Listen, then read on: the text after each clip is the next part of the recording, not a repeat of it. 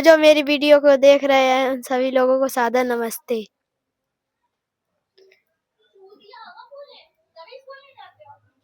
प्रयोग 4 पत्तियों में स्टार्च की उपस्थिति।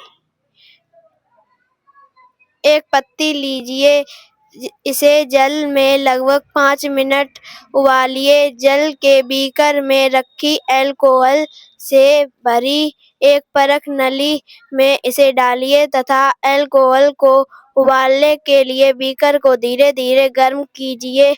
अल्कोहल क्लोरोफिल को अपने में घोल लेता है तथा पानी का हरा रंग गायब हो जाता है।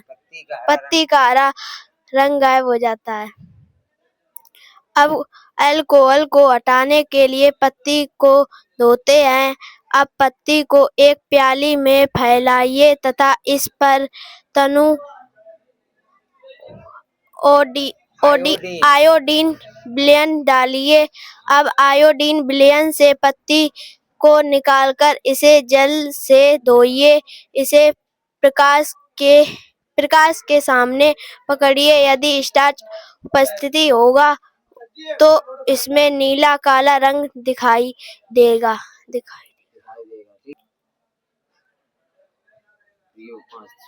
प्रयोग 5 कार्बन डाइऑक्साइड प्रकाश संश्लेषण के लिए आवश्यक है। लंबी पत्तियों वाले गमले में लगा पौधा लीजिए। इसे 1-2 दिन अंधेरे में रखिए। एक तंग डोट वाली बोतल में साद्र पोटेशियम हाइड्रोक्साइड कास्टिक पोटाश भरिए। पोटेशियम हाइड्रोक्साइड कोमेस्टिक पोटाश भरिए। गमले में लगे पौधे से एक पत्ती लीजिए। पत्ती को बोतल में इस प्रकार रखते हैं कि इसका आधा भाग बोतल में तथा आधा बाहर रखें। कोमेस्टिक पोटाश कार्बन डाइऑक्साइड को सोख लेता है। फिर कास्टिक पोटाश कार्बन डाइऑक्साइड को सोख लेता अतः बोतल के अंदर वाले पत्ती के भाग को कार्बन डाइऑक्साइड नहीं मिल पाती। बोतल से बाहर वाले भाग को कार्बन डाइऑक्साइड मिल जाती है। बोतल में डॉट लगाकर इसे कुछ घंटों के लिए सूर्य के प्रकाश में रख देते हैं। पत्ती का स्टार्च के लिए प्रयोग करते हम पाते हैं कि बोतल से बाहर वाला पत्ती का भाग काला सफेद में बदल जाता है जबकि अंदर का बचा भाग रंगीन है। यह प्रदर्शित करता है कि बोतल के अंदर वाले भाग में प्रकाश संश्लेषण क्रिया नहीं हुई है।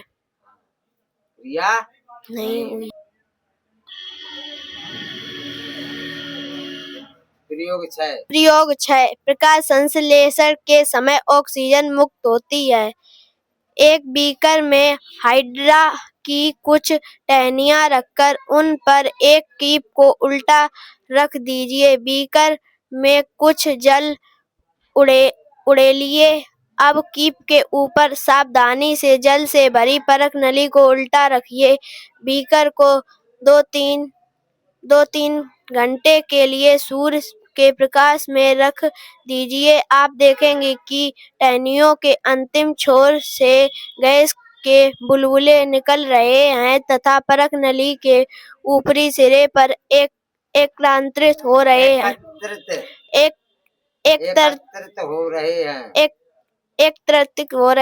परख नली के एकत्रित गैस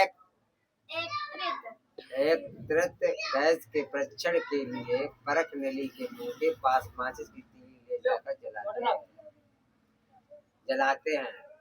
जलाते हैं। तीली का जलना यह प्रदर्शित करता है कि परख नली में एकत्रित गैस ऑक्सीजन है। विषम पोषण सभी जंतु बिना हरे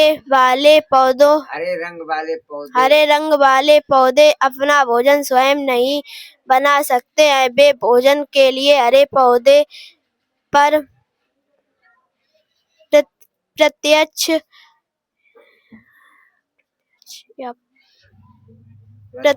या अप्रत्यक्ष रूप में निर्भर होते हैं, इसलिए इन्हें विषम पोषी कहते हैं तथा इस प्रकार के पोषण को विषम पोषण कहते हैं। विषम पोषी पौधे अपना भोजन सड़े गले मृत पदार्थों तथा दूसरे पौधों और जीव जंतुओं से प्राप्त करते हैं। बिना हरे रंग वाले पौधों में 4 प्रकार के विषम पोषण पाए जाते हैं: परजीवी, मृतोपजीवी, सहजीवी, कीट-भक्षी। परजीवी पैरासिटिक न्यूट्रिशन।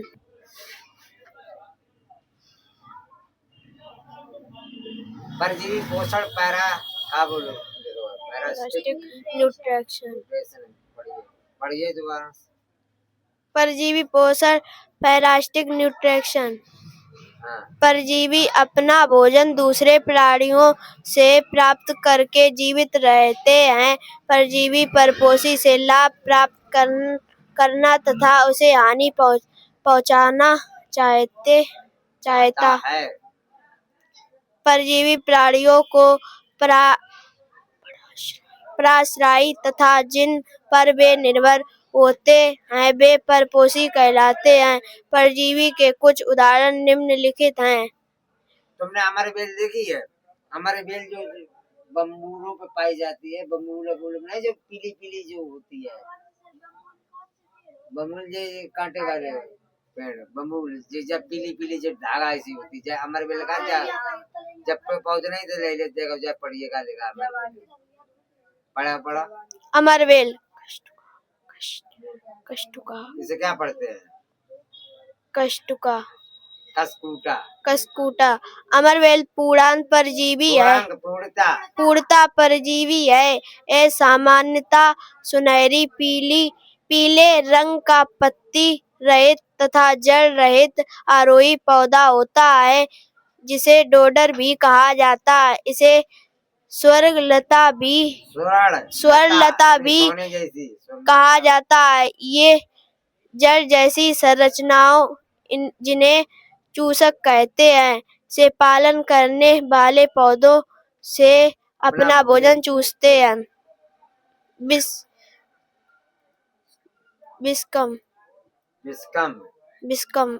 बिस्कम एक पत्तियां देने वाला सदाबहार पौधा है। यह अल्प परजीवी का एक उदाहरण है। यह अपना भोजन स्वयं बना सकता है किंतु तरल भोजन जैसे जल तथा खनिज पालन करने वाले पौधों से अपनी विशेष संरचनाओं जिन्हें चूसक कहते हैं के द्वारा चूसते हैं। अनेक कीड़ों बैक्टीरिया तथा फफूंदी जो पौधों और जंतु के शरीर पर उगते हैं तथा उनसे भोजन चूसकर परजीवी की तरह जीवन व्यतीत करते हैं। परजीवी इनमें होने वाले रोगों का कारण भी बनते हैं। विशेष जानकारी: चंदन की लकड़ी एक विषम पोषी पौधा है। यह पालन करने वाले पौधों की जड़ों पर अल्प परजीवी के रूप में उगता है। कहाँ जाएगी? बोलो पढ़ो। मृतोपजीवी पोषण लिखाए थे। Saprophytic nutrition. मृतोपजीवी वे जीव हैं जो अपना भोजन मरे जीवों तथा सड़े गले पदार्थों से प्राप्त करते हैं। उदाहरण ईस्ट, कुकुरमुत्ता आदि।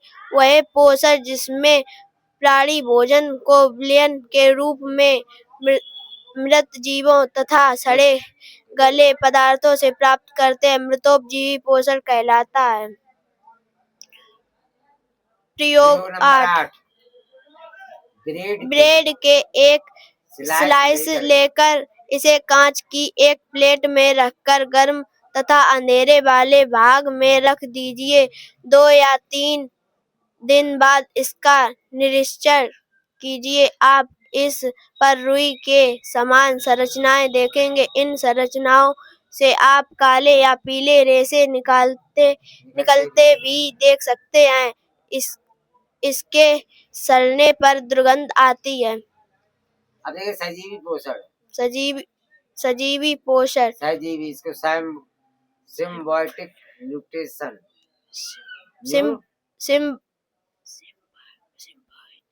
सिम्बायोटिक न्यूट्रिशन इस प्रकार के पोषण में 2 विभिन्न प्रकार के जीव एक दूसरे से समान लाभ प्राप्त करने के लिए साथ साथ रखते हैं। उदाहरण के लिए लाइकेन शैवाल एक सरीसृप तथा फफूंदी एक मृतोपजीवी का मेल है जो साथ साथ रहते हैं। लाइकेन नीला हरा सतह वाला पौधा है जो चट्टानों तथा पेड़ों के छालों पर उगता है। फफूंदी जल और खनिज लवणों को सोखकर शैवाल को इनकी आपूर्ति करती है। बदले में शैवाल भोजन को संश्लेषित करता है तथा फफूंदी को इसकी आपूर्ति करता है। इस प्रकार के साझेदारी का संबंध सहजीविता कहलाता है। दूसरा सामान्य उदाहरण राइजोबियम नाम का एक बैक्टीरिया है। ये अपना घर सेम की जड़ों के मूलरोम में बनाते हैं। राइजोबियम में वायु की नाइट्रोजन ऑक्साइड में बदलने की योग्यता होती है। नाइट्रोजन ऑक्साइड हरे पौधों के लिए पोषक होता है तथा मिट्टी को उर्वरक बनाता है। कीटभक्षी पोषण ऐसे भी होते जो कीट जो होते पौधे के, जो मतलब पौधे ऐसे होते हैं जो कीट खा लेते हैं। ऐसे पौधे के बारे में देखेगा, ये देखिएगा कौन सा कीटभक्षी पोषण, क्या बोलते हैं, इंसेक्ट वायरस न्यूट्रिशन। हाँ बताइए। जंतु की तरह कुछ पौधे भी कीटों को खाते हैं तथा कीटों को पकड़ने के लिए विशेष तरीके से विकसित होते हैं। ये पौधे हरे पौधे तथा अल्प सपोषी तथा अल्प परपोषी होते हैं। ये पौधे ऐसी मिट्टी में उगते हैं जो अधिक उर्वरक नहीं होती है, अतः वे प्रकाश संश्लेषण में कीटों से प्राप्त पूरक भोजन से प्राप्त पोषक तत्वों का प्रयोग करते हैं। इस प्रकार के पौधों के उदाहरण हैं गठबड़ी, वीनस फ्लाईटैप, यूद्रिकुलेरिया तथा रैप्लिसिया। गठबड़ी में पत्ती रूपांतरित होकर घड़े जैसी संरचना बनाती है। शेष पत्ती एक ढक्कन जैसी संरचना बनाती है। ये घड़े के मुंह को खोल तथा बंद कर सकती है। घड़े के अंदर बाल के जैसी संरचना पाई जाती है। इन बालों की दिशा नीचे की ओर होती है। जब कोई कीट गठबड़ी की ओर आकर्षित होता है और इसके अंदर जाता है तभी ढक्कन बंद हो जाता है। तब घड़े से पाचक रस निकलते हैं और कीट को पचा लेते हैं। इस प्रकार के कीट पकड़ने वाले पौधों को कीटभक्षी पौधे कहते हैं। कीटभक्षी पौधों के अन्य उदाहरण हैं ब्लेडर बर्ड, ड्रोसेरा आदि। मिट्टी में पोषक तत्वों को स्थापित करना,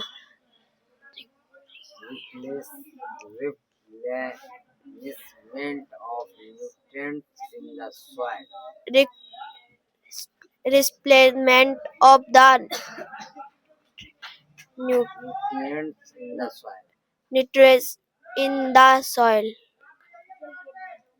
फसल के बीजों को मिट्टी में बोने से पहले किसान खेत को ठीक से तैयार करते हैं। वे इसे जोतते हैं, इसमें खाद मिलाते हैं तथा इसे समतल करते हैं। मिट्टी में खाद इसलिए मिलाया जाता ताकि फसल अच्छी पैदा हो।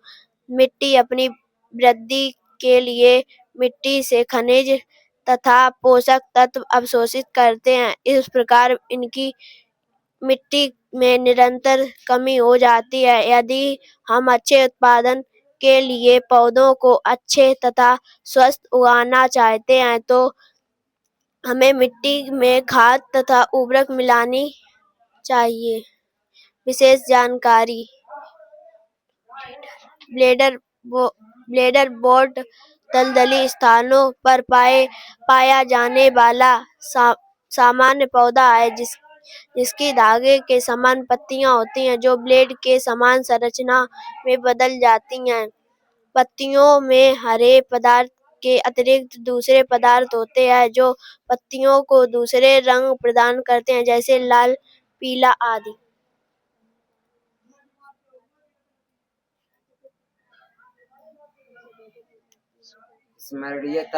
स्मरणीय तत्व हरे पौधे अपना भोजन स्वयं बनाते हैं अतः ये स्वपोषी होते हैं। पौधे अपना भोजन कार्बन डाइऑक्साइड, जल तथा क्लोरोफिल से सूर्य के प्रकाश में बनाते हैं।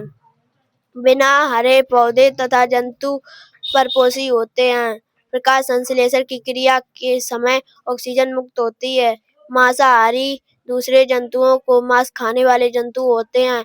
शाकाहारी पेड़ पौधे खाने वाले जंतु होते हैं। सर्वाहारी जंतु पौधे और मांस दोनों खाते हैं। परजीवी वे सजीव होते हैं जो अपने भोजन तथा आश्रय के लिए दूसरे सजीवों के शरीर पर रहते हैं।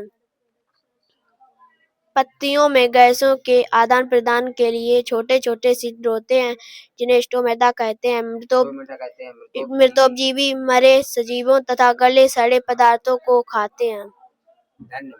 धन्यवाद।